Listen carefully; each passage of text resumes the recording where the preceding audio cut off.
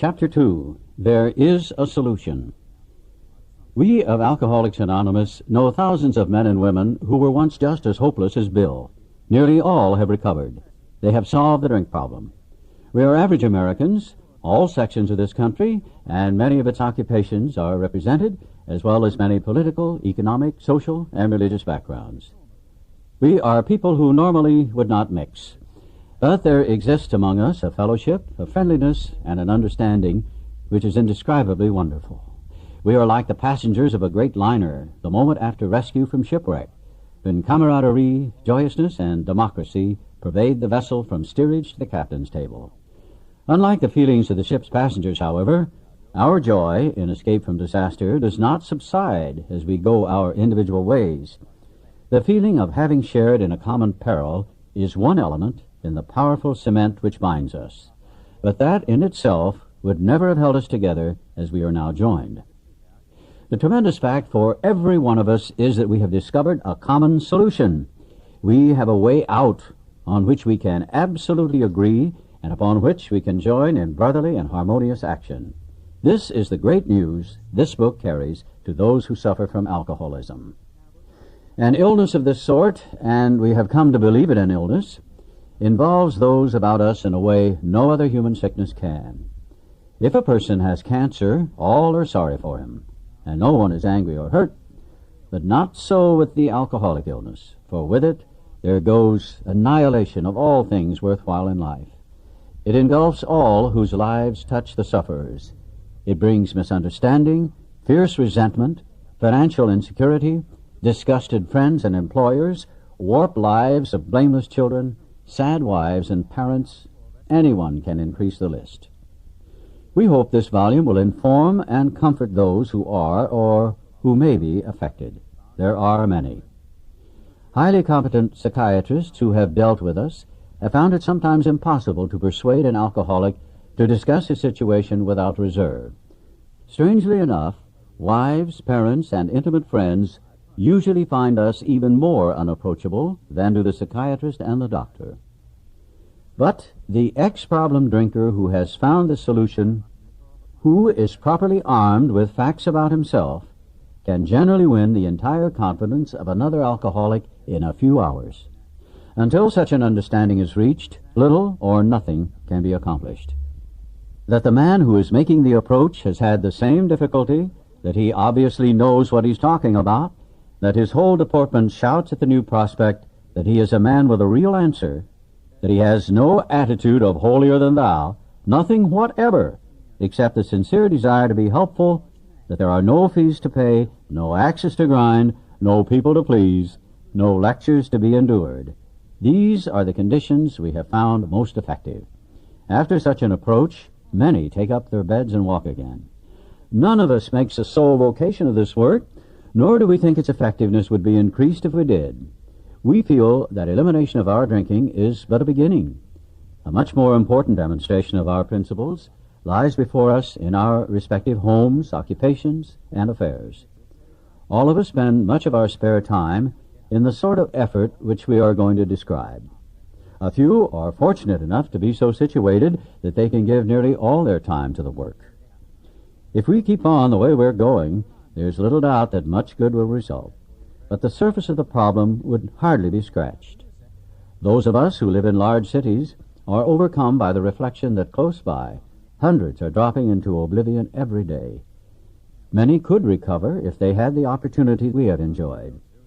How, then, shall we present that which has been so freely given to us?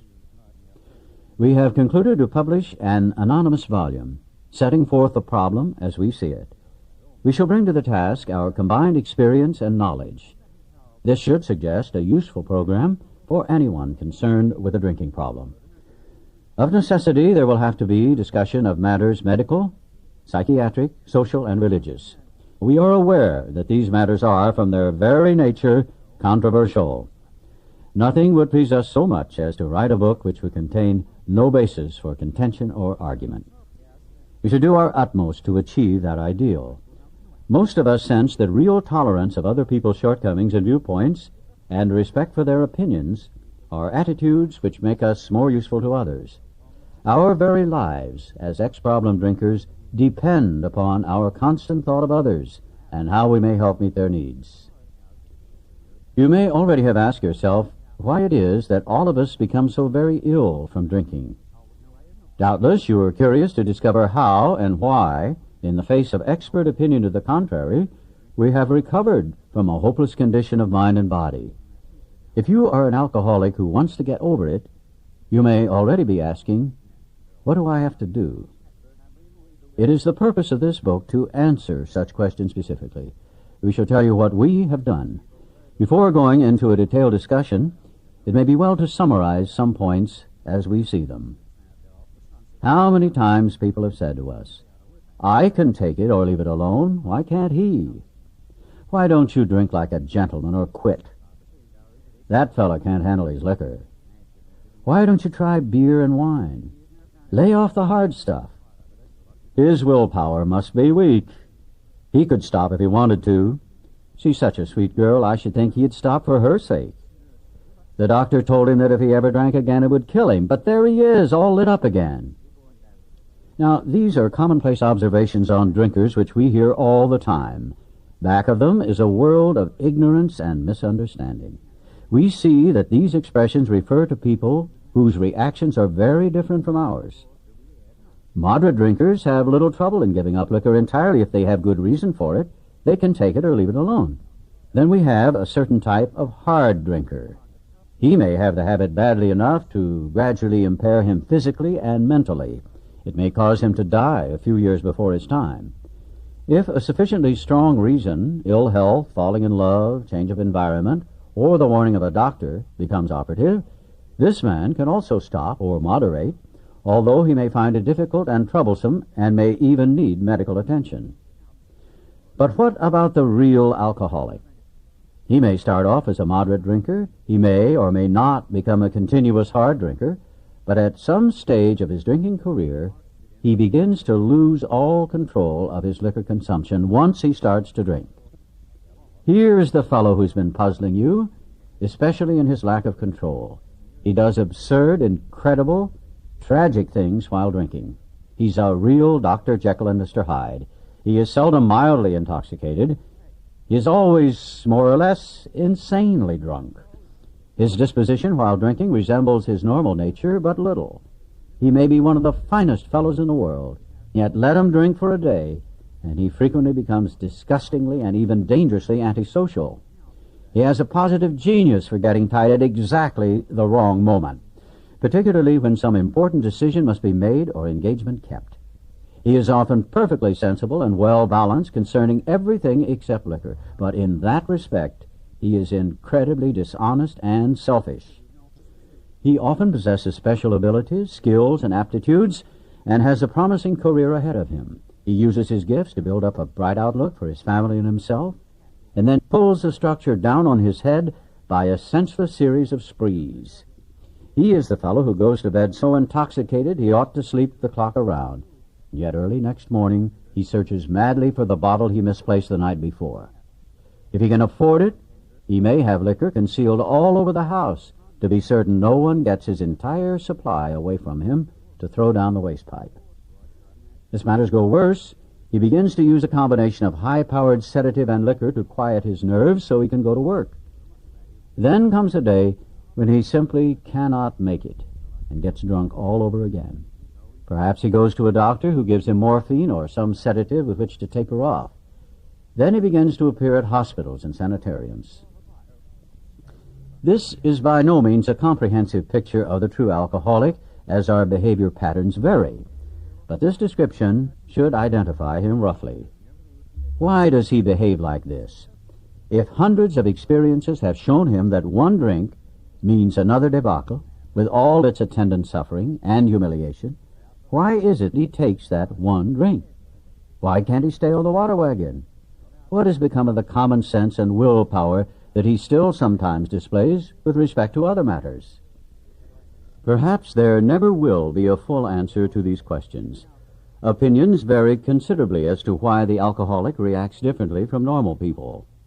We are not sure why, once a certain point is reached, little can be done for him. We cannot answer the riddle. We know that while the alcoholic keeps away from drink, as he may do for months or years, he reacts much like other men. We are equally positive that once he takes any alcohol whatever into his system, something happens, both in the bodily and mental sense, which makes it virtually impossible for him to stop. The experience of any alcoholic will abundantly confirm this.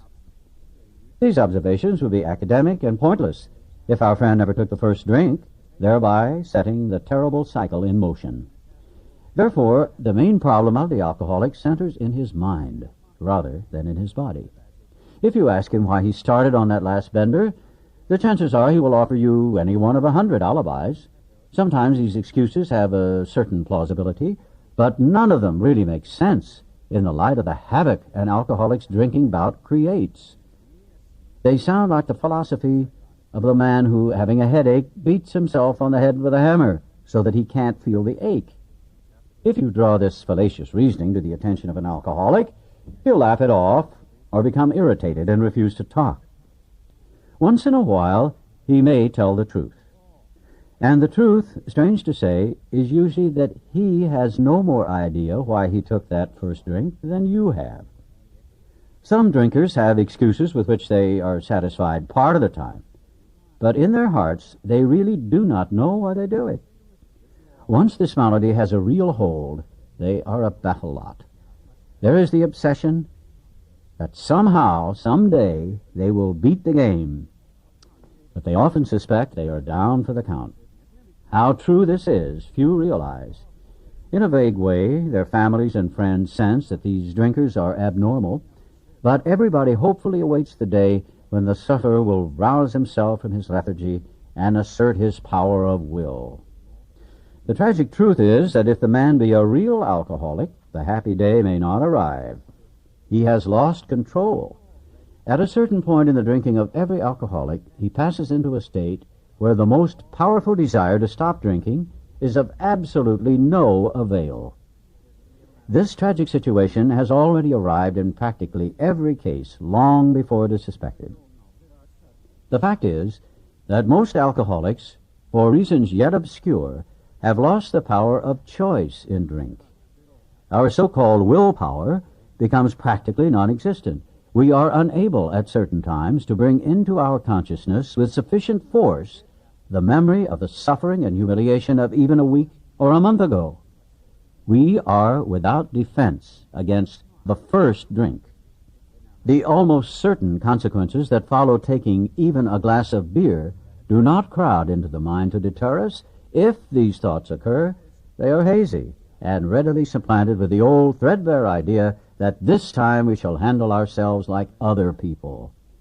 There is a complete failure of the kind of defense that keeps one from putting his hand on a hot stove. The alcoholic may say to himself in the most casual way, "It won't burn me this time, so here's how." Or perhaps he doesn't think at all. How often have some of us begun to drink in this nonchalant way, and after the third or fourth, pounded on the bar and said to ourselves, "For God's sake, how did I ever get started again?" Only to have that thought supplanted by, "Well, I'll stop with the sixth drink," or "What's the use anyhow?" When this sort of thinking is fully established in an individual with alcoholic tendencies, he has probably placed himself beyond human aid, and unless locked up, may die or go permanently insane. These stark and ugly facts have been confirmed by legions of alcoholics throughout history.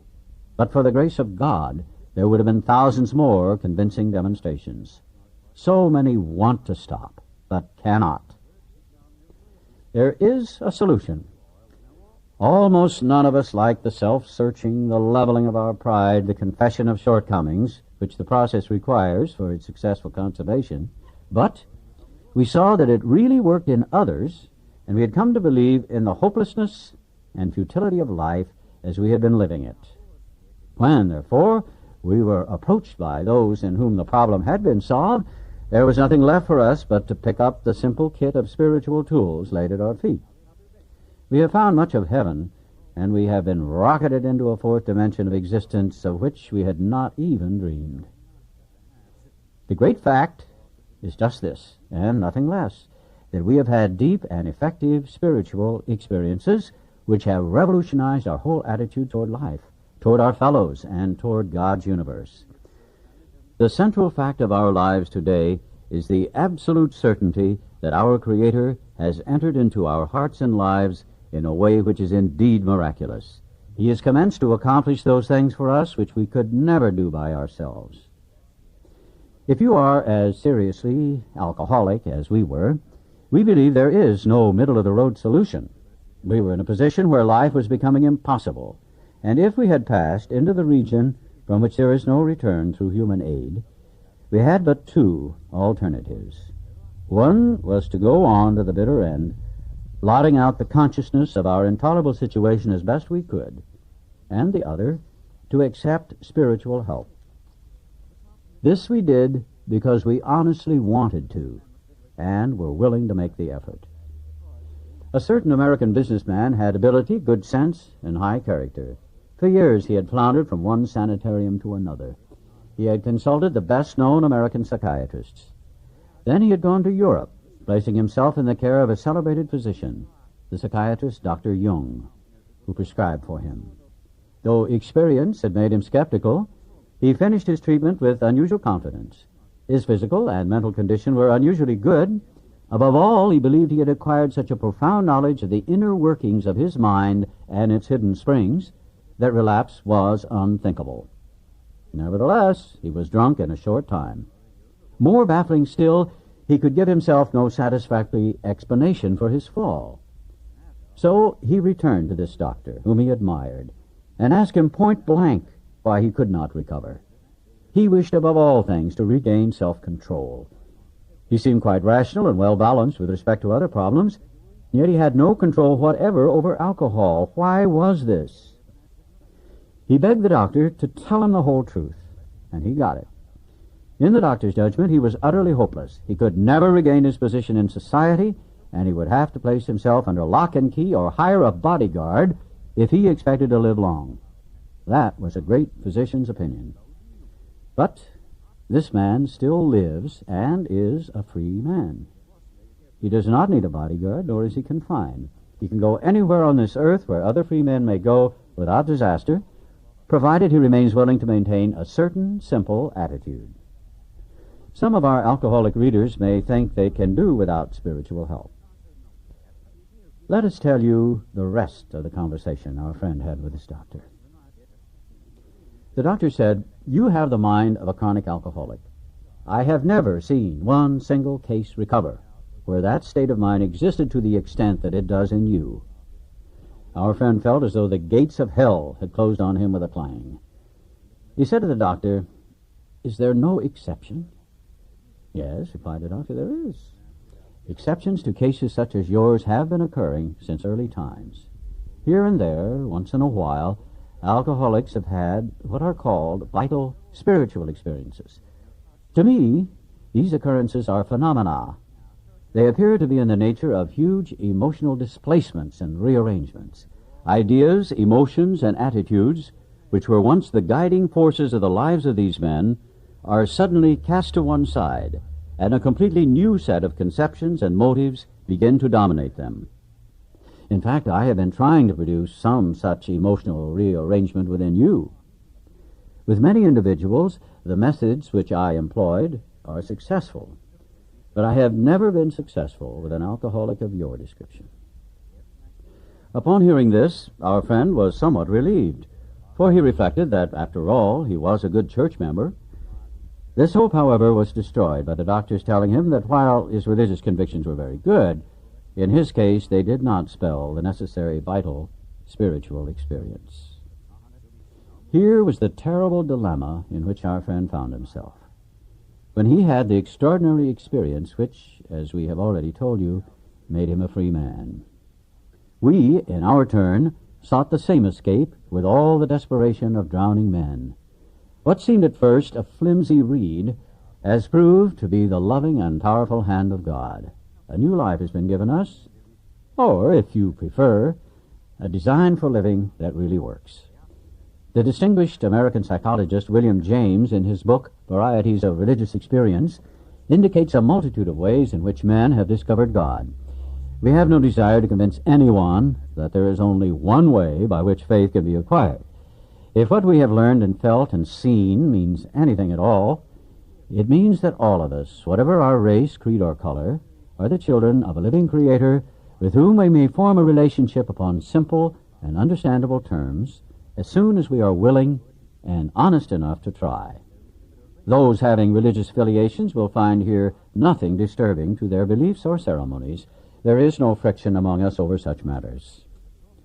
We think it no concern of ours what religious bodies our members identify themselves with as individuals. This should be an entirely personal affair, which each one decides for himself in the light of past associations or his present choice. Not all of us join religious bodies, but most of us favor such memberships. In the following chapter, there appears an explanation of alcoholism as we understand it, then a chapter addressed to the agnostic. Many who once were in this class are now among our members. Surprisingly enough, we find such convictions no great obstacles to a spiritual experience. Further on, clear-cut directions are given showing how we recovered. These are followed by 42 personal experiences. Each individual in the personal stories describes in his own language and from his own point of view the way he established his relationship with God. These give a fair cross-section of our membership and a clear-cut idea of what has actually happened in their lives. We hope no one will consider these self-revealing accounts in bad taste. Our hope is that many alcoholic men and women desperately in need will see these pages, and we believe that it is only by fully disclosing ourselves and our problems that they will be persuaded to say, yes, I'm one of them too. I must have this thing.